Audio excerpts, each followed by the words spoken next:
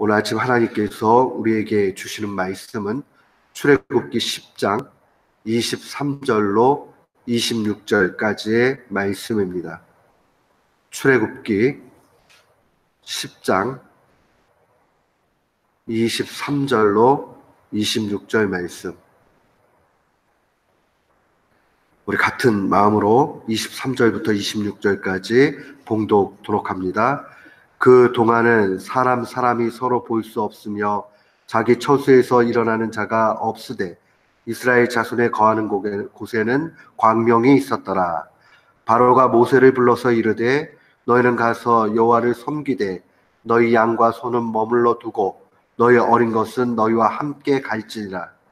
모세가 가로되 왕이라도 우리 하나님 여호와께 드릴 희생과 번제물을 우리에게 주어야 하겠고 우리의 생축도 우리와 함께 가고 한 마리도 남길 수 없으니 이는 우리가 그 중에서 취하여 우리 하나님 여호와를 섬길 것이며 또 우리가 거기에 이르기까지는 어떤 것으로 여호와를 섬길는지 알지 못함이니이다 하나. 아멘.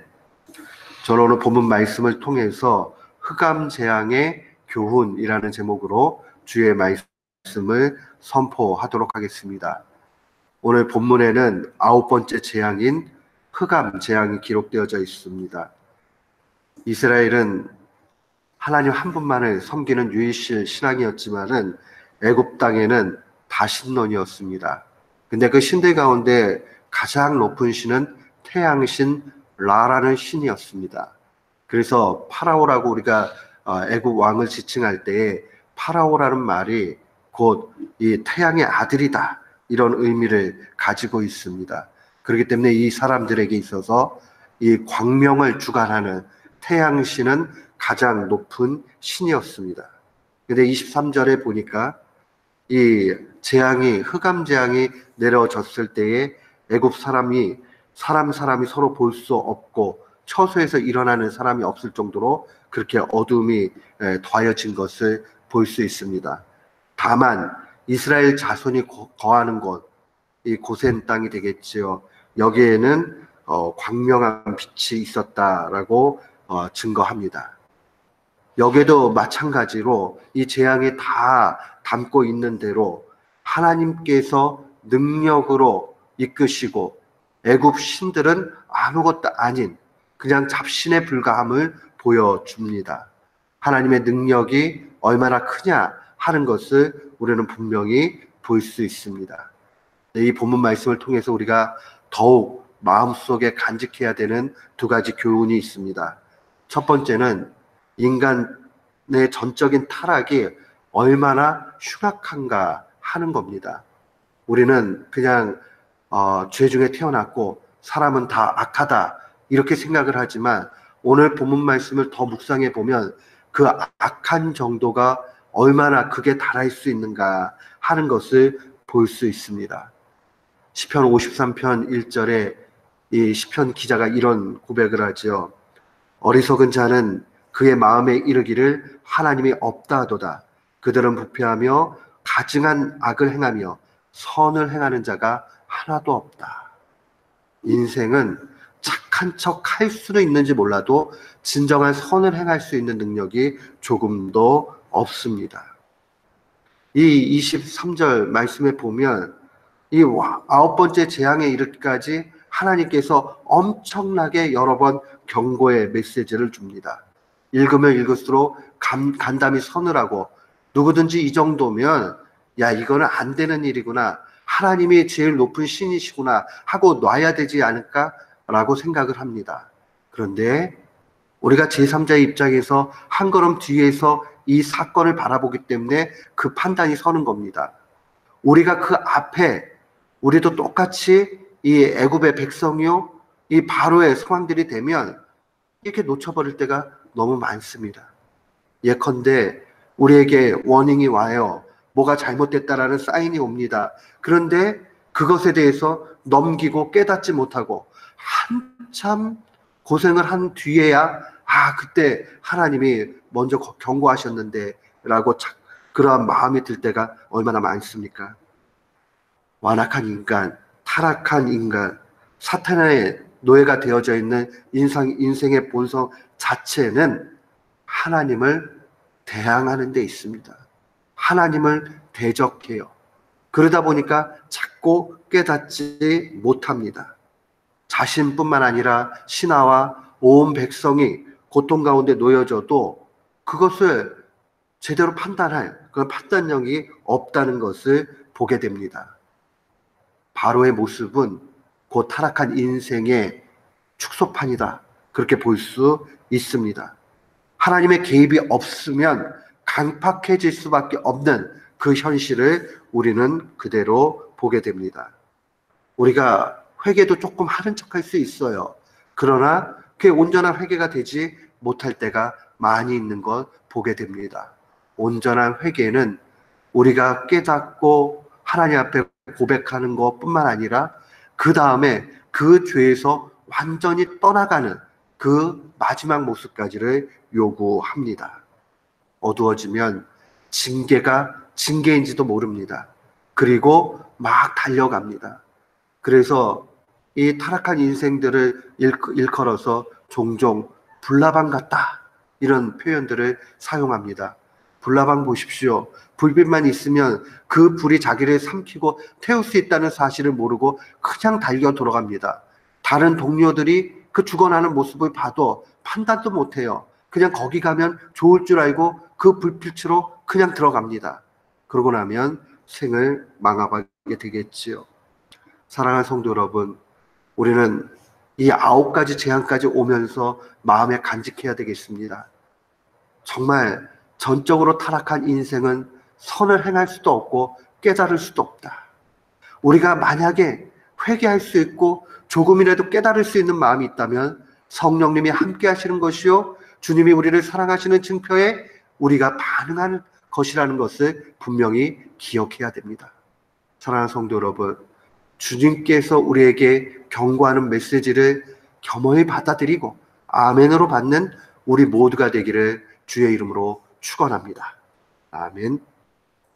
지혜자에게 주님은 그래서 이렇게 말씀해 주셨습니다.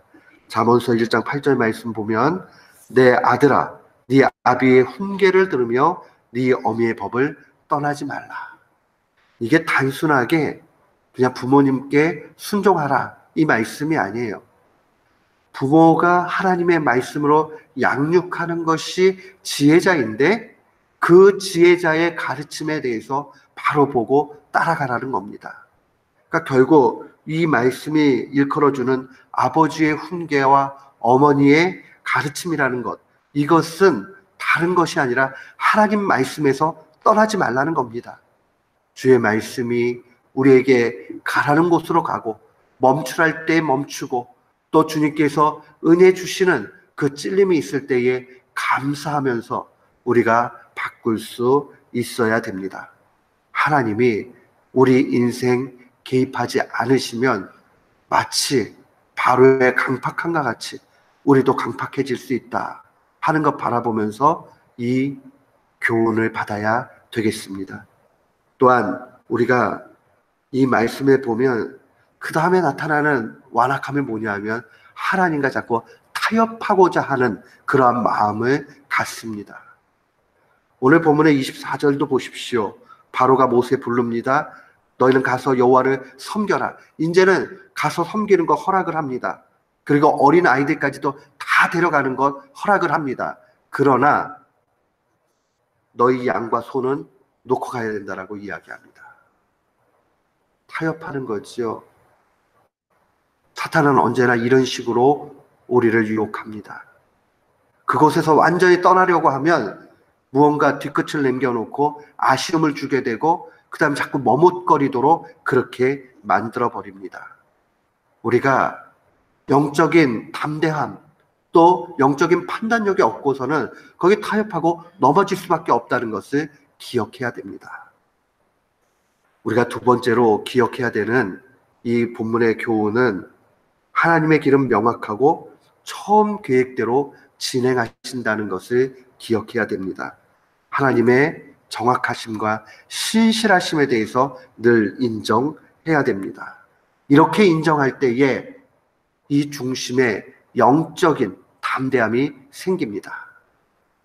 우리가요, 영적으로 담대해져서 세상에 대해서 담대하지 않으면 세상이 우리를 삼켜버립니다. 그러니까 결국은 우리가 세상을 두렵게 만들 것이냐, 아니면 세상 때문에 두려워할 것이냐, 이 싸움이 인생의 모습이라 볼 수 있어요. 영적인 담대함 어디서 나타납니까? 하나님을 철저하게 신뢰할 때만 가능합니다. 모세가 바로 앞에 서 있습니다. 겁쟁이였던 모세가 담대하게 바로 앞에 섰습니다. 그리고 이렇게 이야기합니다. 왕이라도 우리 하나님 여호와께 드릴 희생과 번제물을 우리에게 줘야 하겠고, 왕 앞에서, 태양의 아들인 파라오 앞에서 어떻게 이렇게 담대히 얘기할 수 있습니까? 하나님을 의지하니까, 하나님을 힘써 믿으니까, 그의 능력을 바라보니까 그 다음에는 무서울 것이 없게 되는 건 보게 됩니다. 사랑하는 성도 여러분, 믿음이 있을 때에 세상을 넉넉히 이기게 됩니다. 또한 26절에 보면 그런 더욱 담대하게 이야기합니다. 우리의 생축도 우리와 함께 가고 한 마리도 남길 수 없다. 우리의 처자들, 어린 아이들까지 데려가는 거 그건 당연한 것이고, 생축도 한 마리도 남기지 않고 데려가야 되겠다. 오히려 번제와 희생제물에 대해서 왕이라도 우리에게 줘야 된다 라고 그렇게 이야기를 합니다. 모든 게 다 갖춰졌다라고 그렇게 담대한 믿음 가운데 나아갑니다. 신앙이 바로 이런 것입니다. 신앙 가운데 갈 때에 하나님의 능력이 우리를 통해서 나타납니다. 사랑하는 성도 여러분, 우리는 마음에 간직해야 되겠습니다. 주의 말씀을 아멘으로 받아야 되겠습니다. 하나님의 말씀이 우리 가운데 역사되어지고 우리가 그 하나님만을 신뢰해 갈 때에 세상의 어떠한 유혹과 어려움과 걸림돌도 능히 주께서 이기게 하신다 하는 것을 기억하십시오. 오늘 이 말씀을 마음에 간직하고 날마다 승리하는 귀한 교우들 되시기를 주의 이름으로 축원합니다. 아멘.